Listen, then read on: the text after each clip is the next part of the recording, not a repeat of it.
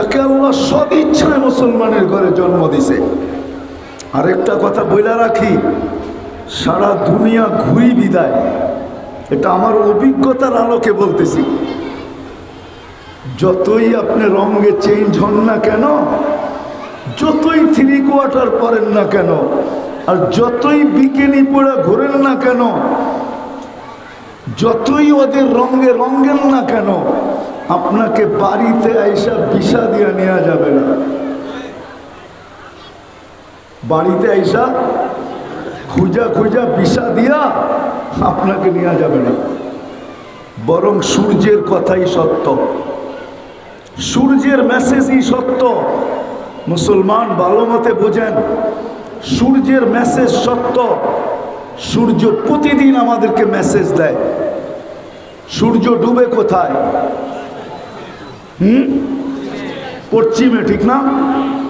যদি পশ্চিমে না যাইতো তাহলে ডুবতো। সত্য তো? একমত আমার সাথে? পশ্চিমে না গেলে কোনোদিন। সূর্য মেসেজ দিতেছে আমি পশ্চিমে গেলেই ডুবে যাই। ও মুসলমান, তুইও যদি পশ্চিমা কালচারে নিজেকে রঙিন করিস তাইলে তুইও ডুবে যাবি। আমি যেরকম পশ্চিমে যায় ডুবে যাই, সূর্য কিন্তু প্রতিদিন আমাদেরকে মেসেজ দেয়া যায়।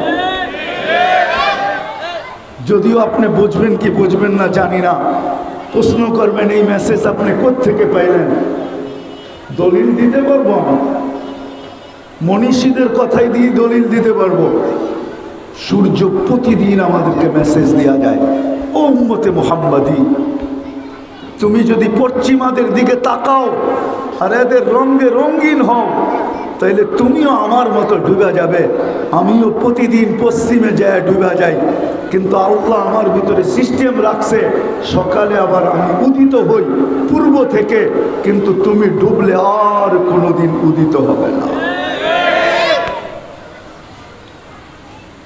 আজকে আমরা লাঞ্ছিত বঞ্চিত, যে আল্লাহ আমাদেরকে সদিচ্ছায় মানুষ বানাইলেন, সদিচ্ছায় মুসলমানের ঘরে অস্তিত্ব দিলেন, সর্বশ্রেষ্ঠ নবীর উম্মত বানাইলেন, যেই নবী কাঁদতে কাঁদতে কাঁদতে কাঁদতে